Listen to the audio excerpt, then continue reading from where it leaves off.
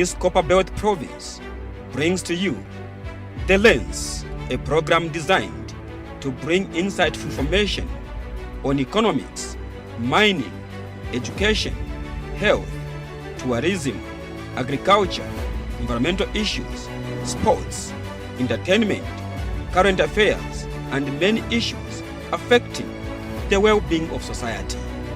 Welcome to The Lens. And on today's program, we are looking at sports. And I'm your host, Tovin Ngombe. And on my panel, I have Mr. Melvin Melek, popularly known as Bebeto, who is our sports analyst for today again. Welcome to The Lens, Mr. Melek. Thank you, Tovin, and thank you for having me on the program. And I also have Mr. Peter Chanda, our sports analyst right here in Ndola. Welcome to the program, sir. Thank you, Tovin. It's a pleasure being here, and hopefully our viewers will have a good show. Right, on our program for today, we shall be looking at the Zambia's CAF Envoy, the Red Arrows, and also Zesco United. And we shall also be looking at the Zambia's Premier League games, which were played on Saturday and Sunday. And we shall also look at the 2025 Africa Cup qualifiers, where Zambia will be taking on the current African champions, Ivory Coast, and also in the second leg, they will be taking on Sierra Leone. And we shall also look at some games that were played in the English Premier League. And before we go ahead with the programs, we shall now look at the Zambia's CAF Envoys, Red Arrows game, which they played at Independence Stadium right there in Lusaka. It was Red Arrows and the Malawian team, which is the Nyasa Big Bullets. And that game we saw was Red Arrows winning by 2-0, and on the aggregate they won, I think, about 3-2. Red Arrows have qualified to the next round. How was the game, Mr. Melek? How did you watch the game where at least the Red Arrows have qualified to the next round, where they'll be meeting TP Mazembe? Thank you, Tovin. I think if you look at that encounter, obviously it was expected that Red Arrows will be so good at playing the Big Bullets of Malawi. But the game, I think, started on a quick note, and we saw that Red Arrows, I think, they were too good, though in the first half, I think the two teams were very balanced, and we saw that the first half ended in a stalemate. But came the second half, I think we saw Red Arrows trying to push, and they managed to score through Ricky Banda. Obviously, they are a key striker. And again, within a few minutes, we saw that Red Arrows, they were at it again. They wanted to qualify. They managed to score another goal through Paul Katema. So it tells a lot that, yes, most soccer fans in Zambia, inclusive of myself, by the way, Tovin, I saw it coming that the Red Arrows were too good to play Big Bullets of Malawi, and we saw that they managed to win that encounter. That it tells you that, yes, going into the second round, they'll be meeting TP Mazembe. For me, I think it's quite crucial for Red Arrows, but the most important thing is that they managed to record a victory at home. They managed to beat Nyasa Bullets by 2-0, which gives them that motivation going to the next encounter. And for me, if I look at Red Arrows, I think, just like I said, even the last time we hosted us on this show, I think I've said it time and again that Red Arrows, I think that they have invested a lot in the team, and if you can see the composition of the team, I think they are a balanced squad. You talk of the goalkeeping area, they have Charles Kalumba, who is equally for the national team. He's a very good material. They have also acquired the services of Godfrey Ngwenya from Power Dynamos. So the team is quite very stable. They have the likes of James Chamanga, who is very seasoned, and he can score at any time if he's given that opportunity, more especially in the final third. I think he doesn't waste much of the opportunities that can be given to him. Ricky Banda, Saddam Yusuf. So Red Arrows has got a very good team, Toby. Yeah, it's good for Red Arrows, Mr. Peter Chand. It has been a long time since Red Arrows came to the or competed in the CAF Champions League, and now this is their time. I think I remember their first days, especially the days of Enyimba, where they lost home and away, and it was a very embarrassing encounter. And now this time redeeming themselves. How do you look at them meeting TP Mazembe? They have won the CAF competition games for about 5 times. Okay, yeah, Tovin, when you look at Zambian envoys, of course, Red Arrows in the top tier club football of the CAF Confederation, or you can call it Champions League, CAF Champions League. I do not know why it has to happen like this all the time we are in that competition. When you look at their record dating way back from 2005, Red Arrows had never won a game away in that competition. Of course, the only, in 90 minutes, the only game they won was post-match penalties against Diabolis New Stars in 2005. And of course, having those 2-0 and 6-0 losses to, at the hands of the Enyimba, like you earlier alluded to. So that's not something we should look forward to and should write home about. On the other hand, when you look at the task ahead, the task at hand when they go to face the 5-time champions in TP Mazembe, they are quite a seasoned side. They know how to navigate and how to win it in Champions League. So they go to play actually away in Congo DR. That's another round before they go to the group stages. It's a big task, and if they could struggle against the Nyasaland Big Bullets, I don't see them going past through TP Mazembe. Or we have to really be counting cautiously, hoping for football luck to be smiling at us, because when you look at the kind of football that's being played, I remember I did talk about, to disagree with Melek here, even from the kind of football they played at the Charles Shield when they played Cabo Warriors, I did come here and call them out to say, Chisimbewe needs to really steer his team together, and he needs to come up with a good team, a good starting 11 that can give him goals and good football at the end of the day, because the competition they are going in is not the Super League like they are used here. It's not a feeder league, it's a top tier club football. They will be playing the likes of the TP Mazembes of this world. Look at the investment clubs like Yanga have put in place. You look at Esperance, you look at our Atli of Cairo, you know, to name but a few. That's the season kind of clubs that you meet in that league. So it's a stand test, of course, when they play TP Mazembe, and should they go through now, they should be ready for another tough, even tougher task in the group stages. Mr. Merrick, it's not the first time Red Arrows are meeting the TP Mazembe. Are we expecting anything better? Or that was just like it was a friend, now this is a different competition altogether? Yes, so to start with, I think if you look at TP Mazembe, it's not the TP Mazembe that you used to know when we had the likes of the Master Kalawa, 11-foot Kalawa, you know. The TP Mazembe that we have this time around, I think for me, just to disagree again with my colleague Peter here, I think Red Arrows, just like I said, they have invested a lot in the squad, and they are ready to take on every opponent that may come on their way.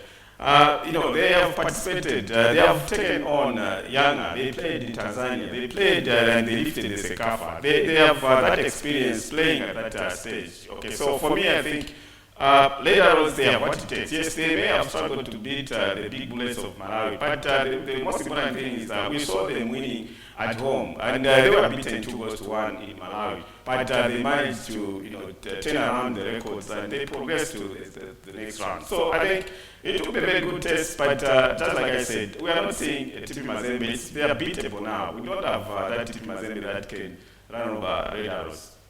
Okay, let's now look at Zesco United, Mr. Peter. It's called Team Yaziko. Now it's disappointed many Zambians. They went to Zimbabwe where they played against Dynamos. They lost 1-0. At home, everyone was expecting them that they overturned the result. But the opposite was seen. It has left many soccer fans and Zambians disappointed because we are hoping to maintain the first slots we have in the CAF Champions League. But now, all hopes have gone. How do you look at that game, which was played at Lem Mwanawasa here at home and ended into stalemate 0-0? Tovin, when you look at the game, Zesco lost at the hands of Dynamos. Again, when you look at the statistics in the same competition for Zesco, they've also never won away from home. It's been losses and draws. That's dating way back from 2016. And of course, home, they have had a mixture of results. From the last 5, of course, in the same period, they've only won 2, drawing a couple of games in there. And of course, we've had opponents of the likes of Kaiser Chiefs. That's the same year when they reached the semi-finals. They've had Nkana, of course, that was a derby that was played at Levy. They've also had the likes of Sundowns coming and winning, and drawing and also going all the way. So it's also leaving inspiration from the club. It was a lackluster performance, to say the least. When you look at the investment, Melik was talking about the investment Red Arrows have made, but when you look at Zesco, they went for feeder players. When you look at the strikers they bought in Ngoma from Green Buffaloes, statistics are not really pleasing. We look at Alex Bazomoga, who scored 3 goals in the period between 2020 to 23, And we are talking about different clubs there. He was at Nkana, went to TP Mazembe, and went to play in Tadom, and then came back. So he's not the Bazo we used to know, and he's not a striker that can get you goals that will propel you in a top-tier club football like a CAF Confederation. And then when you look at the departures, Kelvin Bagakampamba, Kelvin Kapumbu, Ian Otieno, and then you go get a little or less known goalkeeper to deputize to Tostan Sabata. You go get midfielders like the Ngoma, of course, from the club. And these players have signed, a lot of them from Cameroon. If you look at the signings Zesco have made, they went for quantity and not quality. And that's why when you go to the top-tier club football, even in the league, they may actually just struggle, So because they went for quality and not quantity. We look for quality players, and you can see how serious people are. I will give an example of the investments Yanga have made. They were just winning from 6. They went for our very own Cletus Chotachama. They went for Azizi. They went for, they went for top-tier players. Just on them, Chotachama helped them, scored 1 and assisted 4. Exactly, that's a record. And we are talking about quality. That's what quality you look for in signing a player. What can they offer to the already strong team? What can they single-handedly bring to the fold and make it even stronger? That's what Cletus Chotachama gives you. A goal and 4 assists, that's a record set. Very few players would really go to that feat and achieve that. And now we have Azizi, their talisman. He will score goals as many as they can. You look at their goalkeeper, they have a formidable side, and you can tell they are ready. Look at Tupisa Mazembe. Of course, Tupisa Mazembe may not have the Rainford Calabas, the Gianni Himondes, the Kidiabas, but they still have a very good squad. They've put in a very good investment. Kudos go to Moise Katumbi. He's really steered TP Mazembe for the longest. They've been in there, and that's how come they have the acumen to win even as a record of 5 Champions League to their name, you see. So that's what we're talking about. And then when you see it back home at Zesco, the investment was poor. Preparations were poor. Our friends would go out for pre-seasons. Their pre-seasons were played at Wanderers. Their pre-seasons were played in Kitwe, And then you look at the quality. They played Ndola United Select. You don't prepare for Champions League or Confederation Cup like that. You go for quality friendlies. Look at Red Arrows. They played in the Sekafa, which they won. They went for the Yanga, then they played Yanga. That's how you prepare. You give players good minutes under their belts and good experience and prepare tactically. Unlike winning against the Ndola Select and going to play these feeder squads and say we are ready for top tier. That's what happens. You bow out in the preliminaries and you don't progress. Mr. Melik, Zesco United, the results have gone down. Is it management? Or, Mr. Melik is talking of the kind of players which they have bought. They have gone for quantity instead of quality. Is it that can be attributed to management? Yes, Toby, I will agree with Peter. I think Zesco, they haven't done their homework very well in terms of searching for quality players. He has mentioned of Alex Bazomoga. And watching Bazongo at Monasa Stadium, I was there when Zesco took on Dynamos of Zimbabwe. I think he lacked precision. It's the Bazongonga that we never expected him to perform the way he performed. Previously, I think you agree with me that the time he was at Power Dynamos he was at Tinkana. I think he was a player who would bang in goals, and I think he would be able to help the team. But what we saw, I think, just like he has said, Zesco hasn't gone for quality players. They have gone for the players that couldn't help to assist the team. I think I would mention that I think management at Zesco, they haven't done their homework very well. I think it is high time that they looked around and looked back at the players that have left the team. Okay, we talk of Scombi. I think he was a very good player. They failed to negotiate a deal so that they can keep such good players for Zesco United. And what they brought in, he has mentioned of those who have come from Cameroon. They have the likes of Alain Monge, who has played in Cameroon, but he's a former Chad international, and we haven't seen a lot from those players that have been bought and brought to Zesco United. Watching that game, I think it was very pathetic. The players, they didn't show the anxiety to win. They are not aggressive. In the final third, I think they lacked that precision. They missed a lot of chances, more especially in the second half. And Zesco United would have easily beat Dynamos. Dynamos, I think they looked at the team not very difficult to beat. I think Zesco lost it out and they bowed out of the CAF Confederation Cup.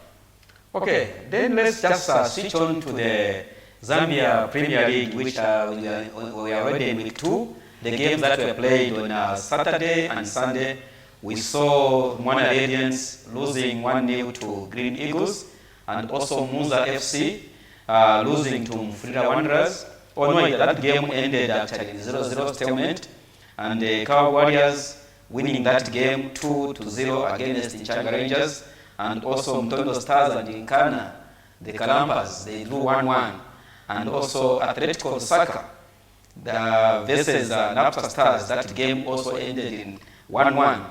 And we had another game, Green Buffaloes hitting Den hard. Green Buffaloes winning 4-0. And we also had Zanaco Football Club and versus Forest Rangers. The game ended 0-0. Most of these games ended in draws. Mr. Peter, how do you look at the starting of the games? And now we need 2. Yeah, that leaves much to be desired. Of course, if you look at the results, there are a lot of draws. And that comes to the competitiveness of the league as well. Get me right, the standard of our league isn't that. Leaves much to be desired. We need a lot of gaps to close. Look at the top scorer for last season, who was Fred Michael. He left Green Eagles, went for Simba midway the season. Nobody scored goals to catch up or to outscore him. That leaves me with the question, where are the strikers? Do we have quality strikers to do that? You look at the past season, the other season also, we had Bob Aboeli for Power Dynamos, also the top scorer. The numbers were not that much as well. Now we come here, we are looking at stalemates, a lot of them ending in draws.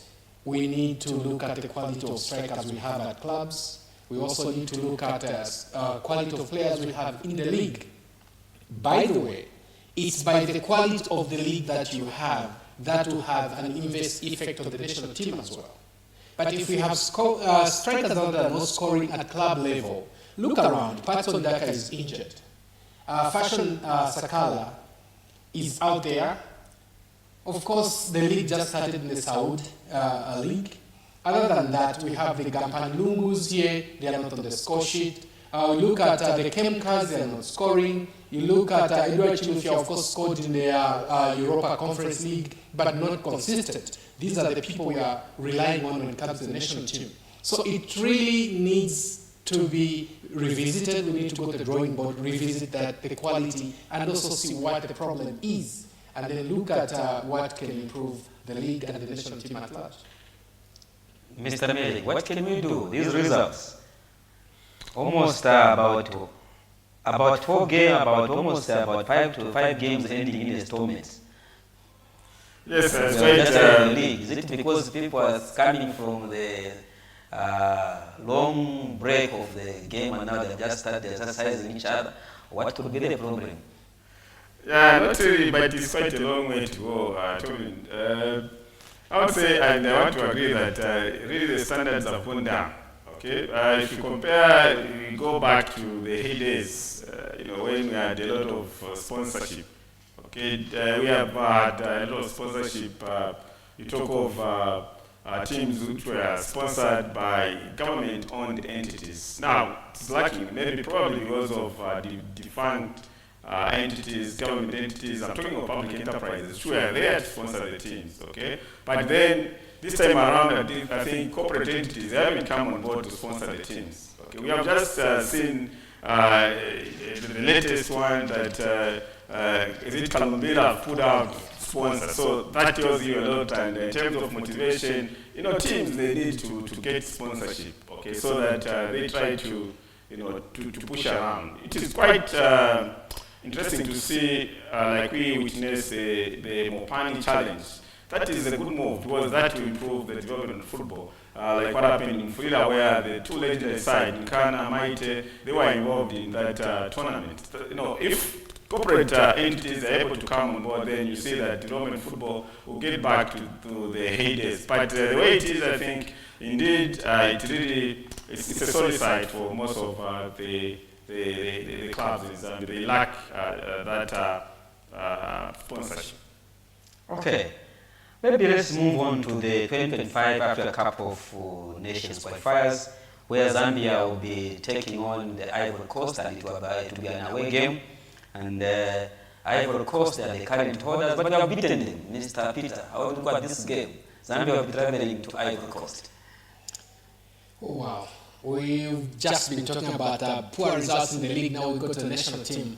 Clubs build a national team, and poor results in the league may mean poor results in the national team because we're using players from clubs to go represent the national team. Anyway, coming to the games at hand, we have, of course, back-to-back games away in Ivory Coast and at home against Sierra Leone.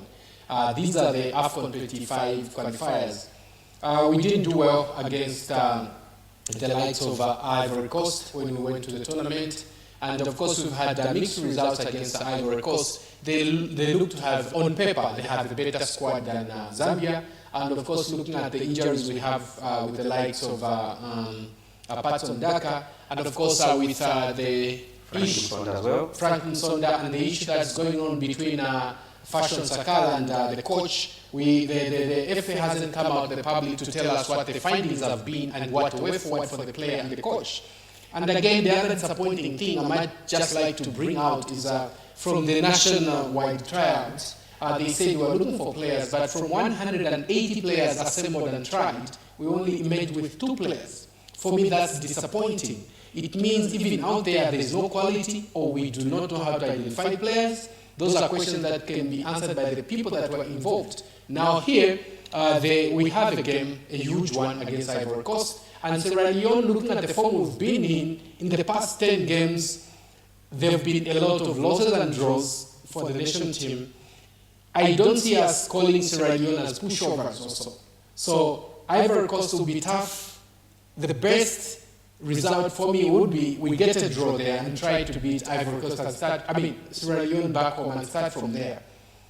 Right now, I'm not that even confident enough to say we can beat Ivory Coast in their own backyard, looking at what we've gone through. If we can lose at the hands of Tanzania back home, fail to beat the likes of Malawi, the likes of Zimbabwe, I don't see us beating the powerhouse, of course, current AFCON holders, Ivory Coast. So yeah, it will be tough to go play Ivory Coast. We need to go there with guns blazing if we are to record even a decent result.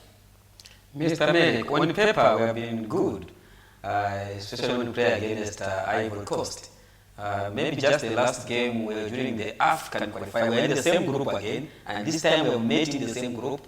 And when we were the last group, actually Zambia lost, and they came home, they were beaten, Ivory Coast was hammered 3-0. And with that statistics again on our side, we hoping to do better despite the current form of the national team that we have. Yeah, looking at the team, I think going to play Ivory Coast in Ivory Coast will be very tough. You know, Ivory Coast, yes, playing at home, I think they look to be so good. Why am I saying that? Because looking at Zambia, I think we haven't done a lot in terms of preparations for this crucial encounter, the qualifying of the Nations Cup. We have already, Patson Daka is already injured, Frank Sona is equally also ruled out of the game. So for me, looking at the preparations that the Zambia national team is currently doing, I think we haven't seen the team even going to come somewhere to prepare for this crucial encounter. So for me, going to play Ivory Coast in their own packet, I think it will be very tricky, just like Peter said, it will be very difficult for Zambia to beat them there. Yes, head to head, Zambia seems to be having an edge over Ivory Coast. You saw, like you said, Tony, I think we managed to beat them 3-0 at Lenny Stadium, having lost 3-1 away in Ivory Coast. But then, football the way it is, anything can happen. Hopefully, Fashion Sakala will be able to play and be able to bang in goals. Otherwise, it's very crucial.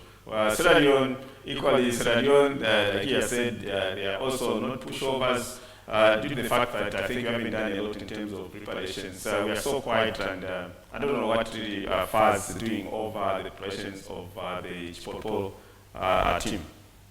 Okay, looking at also Sierra Leone game, which will be at home here at Lake Mwanawasa on 10th September, and the first game will be on 2nd September, which is just a few weeks from now. Sierra Leone, are we hoping to do better, especially now we'll be meeting them at the first time at home? Oh, well, the permutations, of course, are tricky to predict right now. Looking at one, we don't even know the squad that will be called. That's one. And you're talking about the time remaining between now and the game. We do not know the kind of squad we'll have.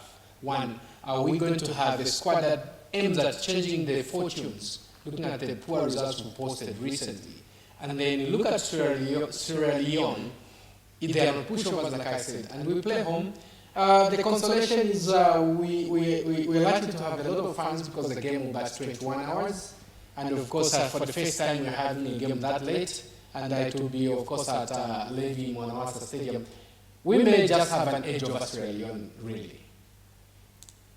All right. Maybe, Mr. Mere, we look at also the FIFA World Cup bound under-17 girls. They have just regrouped, and they will be in camp now preparing for the World Cup, which will take place in October, and that's in the Dominican Republic. How do you look at it, especially the girls now? They are on the world stage, emulating their senior national team for the women. Yes, thank you, Tobin. The most important thing to start with, they managed to qualify to the World Cup, which will be taking place, just like you said, the Dominican Republic. That is the most important thing, that they managed to qualify. You remember they also did qualify in 2014, Costa Rica tournament, World Cup tournament. Zambia did qualify, and they have done it again, meaning that I think we are very good to go. But then, the only thing that I can tell you, Tony, is that if you look at the composition of players, let me look at the issue to do with the ended qualifiers. Buffaloes were just eliminated from the COSAFA qualifiers in Malawi.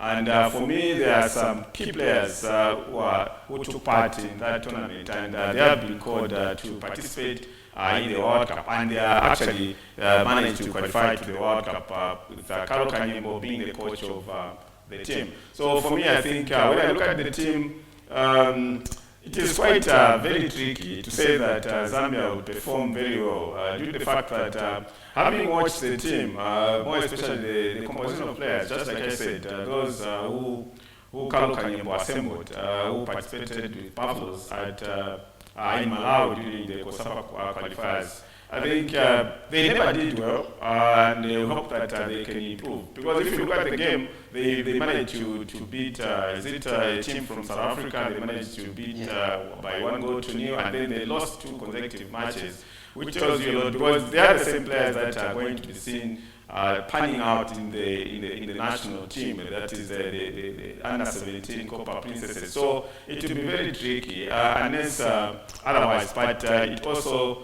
FAS need to jack up a little bit in terms of preparations, because if you are to perform very good at the tournament, then you need to have a lot of good preparation. So we only hope that FAS will try to ensure that Carlo Kanyimbo's squad is well taken care of as they prepare for the tournament.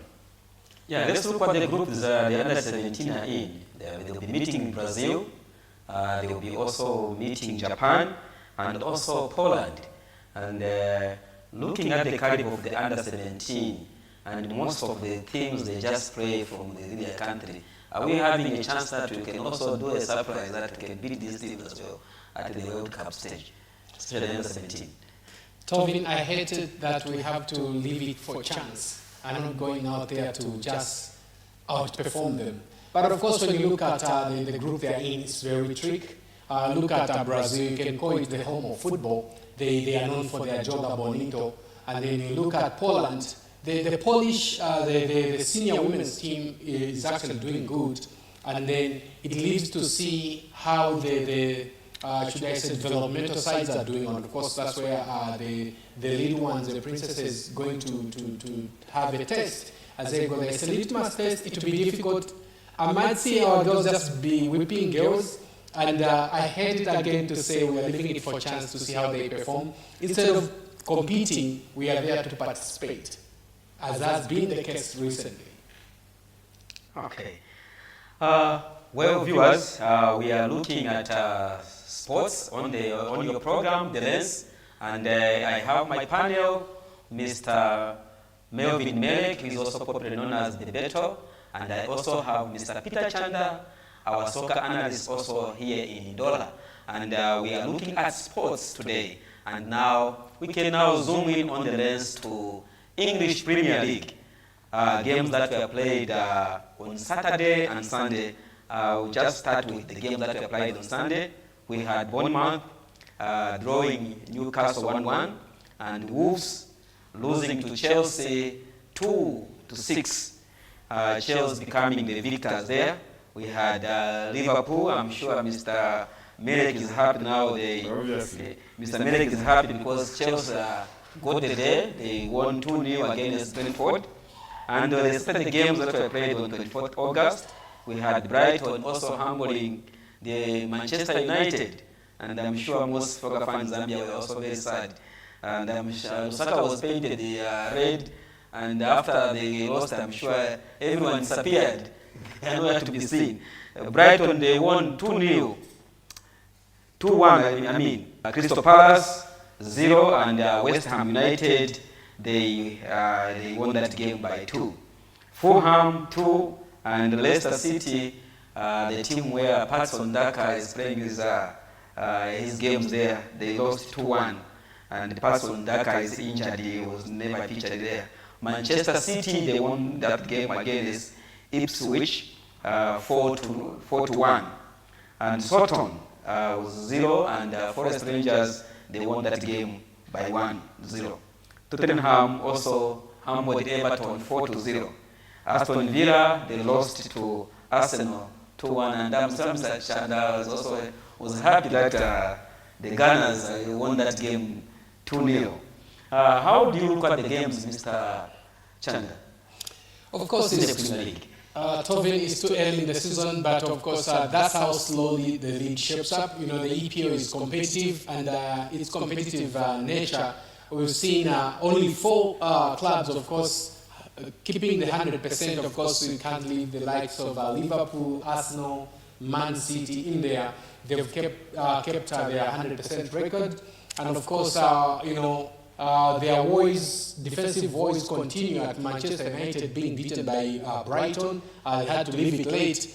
And you look at the games they've lost again. Another one in the Church Shield, they also left it later. Of course, maybe they lose concentration. And then when you look at the likes of Chelsea, that was a statement win. 6-2 was a big one. And of course, you look at Leicester City, they still need to pull up their socks. Tottenham Hotspurs, of course, are being there and winning. It's slowly getting competitive week 2, and the boys are being separated from the men already. And that's what we love about the EPL, competitive in nature and always giving exciting results. Maybe let's look at the game that Manchester United lost to Brighton. In the first game, they also struggled. The first last week, in the first game which they played in English Premier League, Manchester United struggled to beat Fulham, Mr. Merrick. And now they lost 2-1. Are we seeing them lifting the Premier League Cup this time?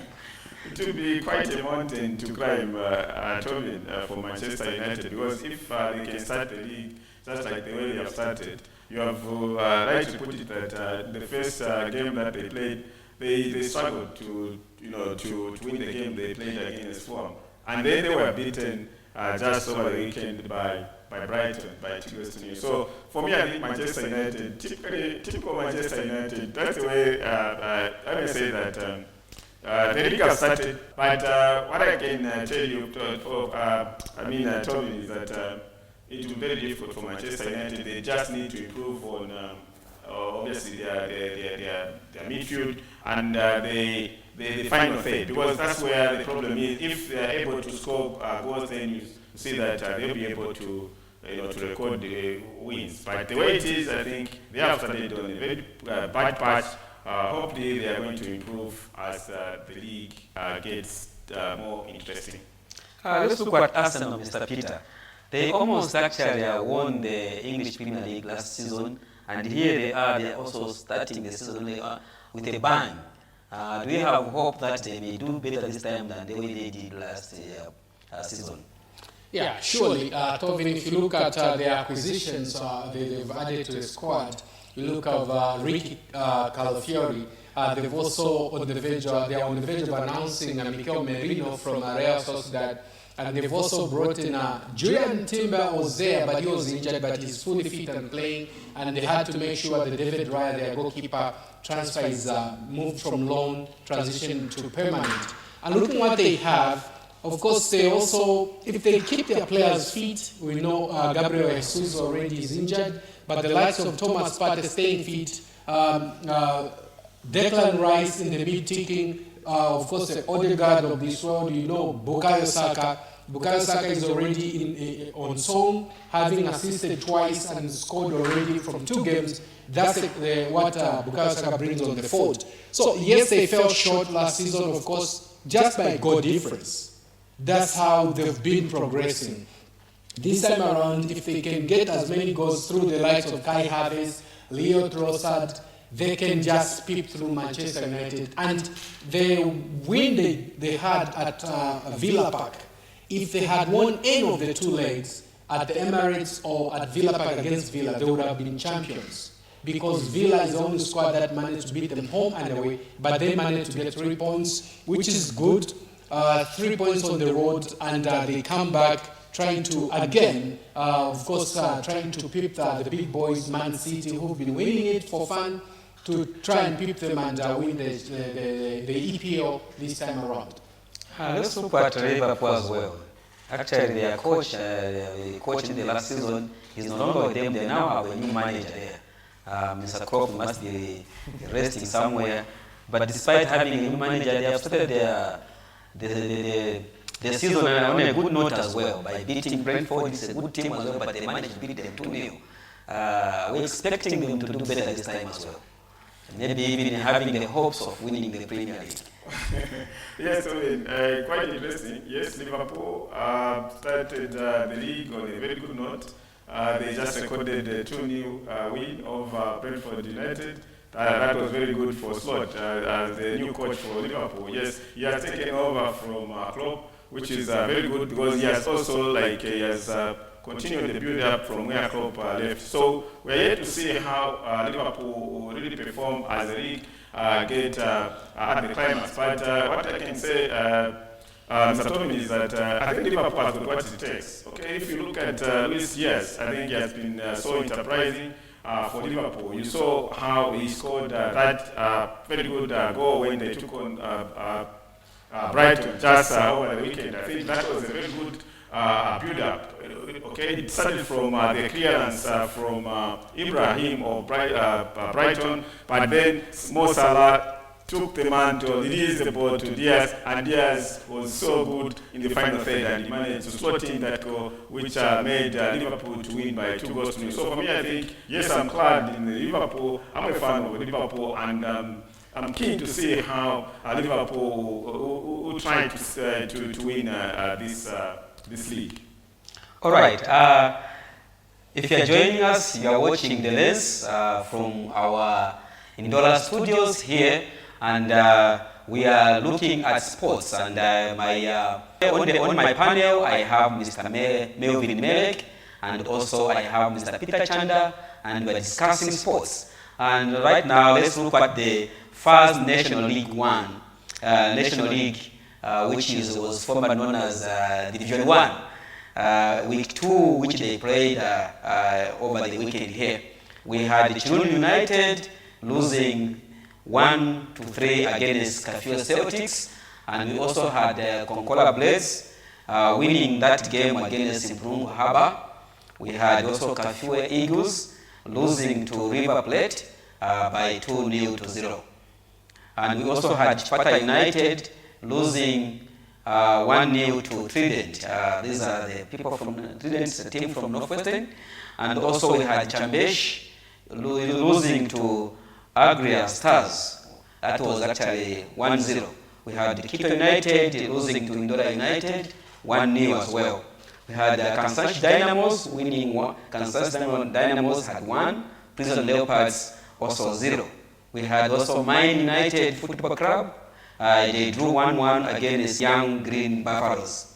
We have also Jumlo Football Club. They drew 1-1 with Quattro Kalumbira. That's a Kalumbira team in Northwestern. And these were the results from the first National League Week 2 results. And how do you look at the results here? We had Konkola Blades, which were just coming from the Premier League. At least they managed to win. We have hope. We have hope that they will bounce back into Premier League by starting on a good note. Mr. Peter. Tovin, of course, when you look at National Division 1 results, of course, we have the usual suspects of Konkola Blades. We have Kafue Celtics, the Crocs out there, and of course, we have Trident and Kansashi Dynamos. These have had a stint in the top flight football. They know how it goes, and they know how to navigate the corners to get through to promotion and be in the top flight. Of course, they have the hunger. They want to go there, and they want to get as many results as they can. You look at Trident, of course, fresh from the top flight football. So you look at those results, they're actually, should I say, gravitating towards, I'll call them the big boys of National Division 1 League football. And of course, I'm happy for Ndola United having won playoffs, and they went there and edged Quito United. These are two, of course, big clubs. Look at the Copper Belt setup. And then we have Trident also recording a win. Mine Police, of course, sorry, not Mine Police, Mine FC, of course, going there to win.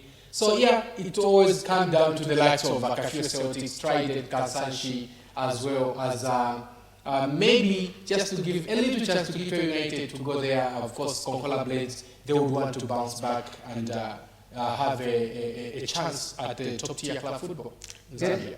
Maybe Mr. Melek also, Chambish losing to Agria Stars by 1-0. Chambish has been a big team, and now losing to the newcomers.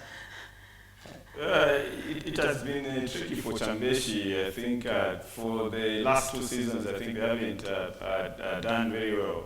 Maybe it's because of the issue to do with the sponsorship. I think Chambeshi hasn't done very well.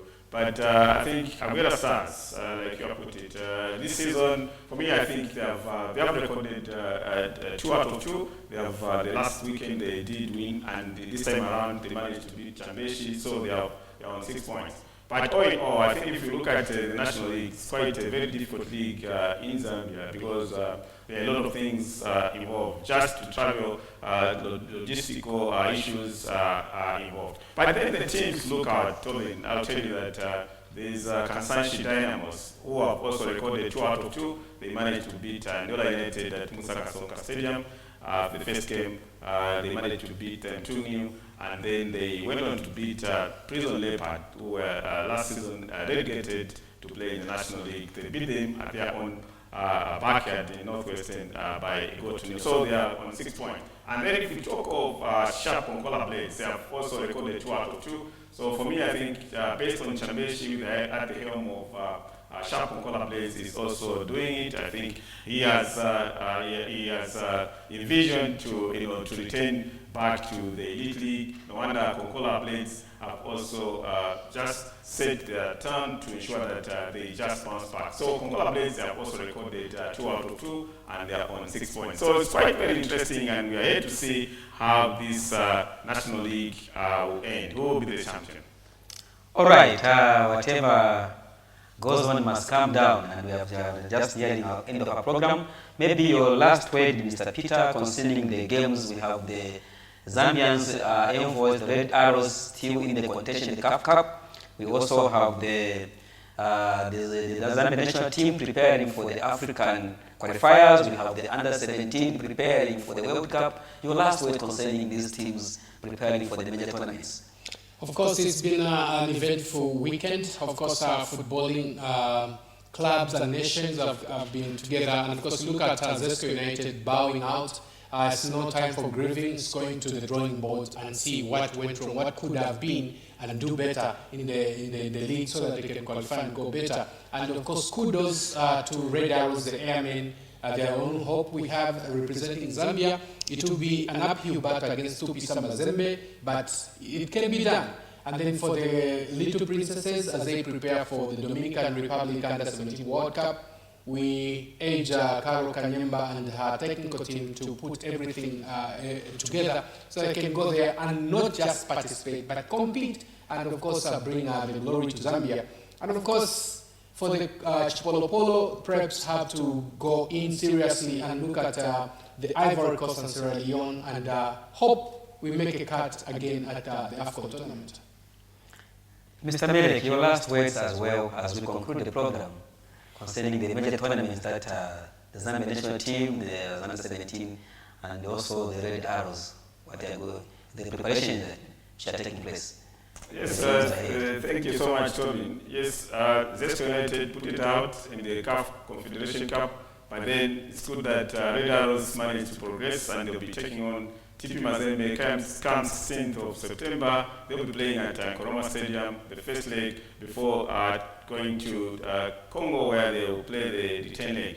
And then the other game, we are hoping that Fashion Sakala will be able to play. Let's hope Abraham Grant to be able to call Fashion Sakala because Patson Daka is injured, Franklin Sonde is also injured. Zambia is taking on Ivory Coast, away in Ivory Coast. And then a few days' time, Zambia will be at Lemi Mwanawasa Stadium playing Sierra Leone. We hope Zambia may just simply win away and then do the needful at Lemi Mwanawasa Stadium.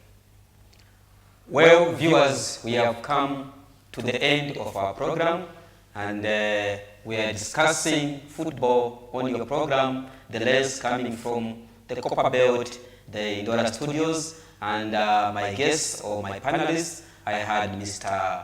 Melvin Melek, also popularly known as Mr. Bebeto, and also had Mr. Peter Chanda, our soccer analyst right here in Indora, and I have been your host, Tovini Ngombe, and together with my technical team, saying goodbye, see you on the next program.